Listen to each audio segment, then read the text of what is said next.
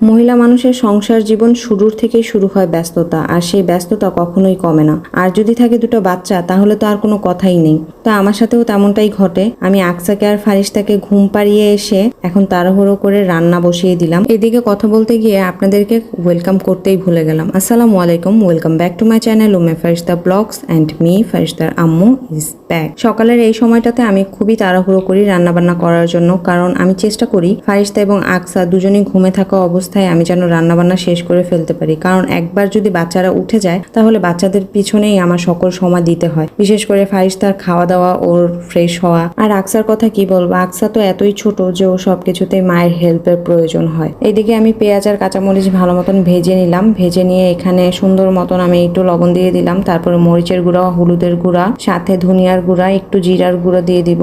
ভালো মতন মশলাটা একটু কষিয়ে দেন এটার মধ্যে একটু পানি দিয়ে দিব। পানি দিয়ে এটাকে একটু সামান্য সময়ের জন্য কষাবো। কষানোর পরে আমি সুন্দর করে এটাতে আমি মাছ দিয়ে দিব। আর আজকে বাসায় রান্না হবে কিন্তু বড়লুকি মাছ। বড়লুকি মাছ মানে আপনারা বুঝতে পারছেন আমি কোন মাছটার কথা বলছি। জি, একসময় যেটা আমাদের জাতীয় মাছ ছিল, এখন সেটা আমাদের দেশে বড়লুকি মাছ হিসেবেই আমরা গণ্য করি, কারণ এতই দাম যেটা আসলে ধরা ছোঁয়ার বাহিরে। এদিকে আমার মশলা কষানো প্রায় শেষের দিকে। আমি ভালো মতন মশলাটা কষিয়ে নিয়েছি, এখন মাছটা দিয়ে দিব। মাছটা দিয়ে আমি ভালো মতন কিছুক্ষণ মাছটাকে 90%-এর মতন মাছটাকে কুক করে নেব। তারপরে আমি মাছটাকে উঠিয়ে ফেলবো। উঠিয়ে আমি যেই সবজিটা দিয়ে আজকে মাছটা রান্না করব সেই সবজিটাকে আমি মশলার মধ্যে দিয়ে দেব।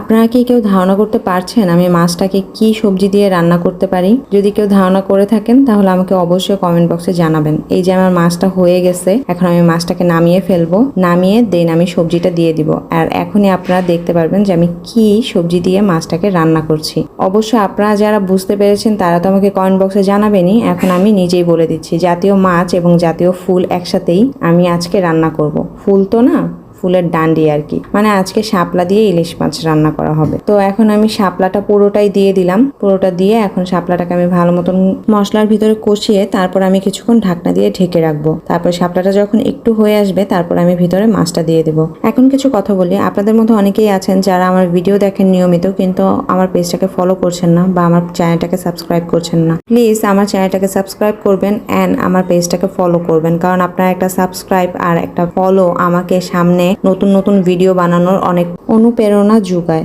আর আমার ভিডিওগুলো ভালো লাগে কিনা সেটা জানাতে অবশ্যই কমেন্ট করতে ভুলবেন না। ভিডিও ভালো লাগলে অবশ্যই ভিডিও লাইক, কমেন্ট, শেয়ার করবেন। এই দেখেন আমার তরকারিটা কিন্তু মোটামুটি হয়ে গেছে। আমি মাছটা দিয়ে দিয়েছি, এখন হালকা একটু ঝোল দিয়ে আমি তরকারিটাকে নামিয়ে ফেলবো।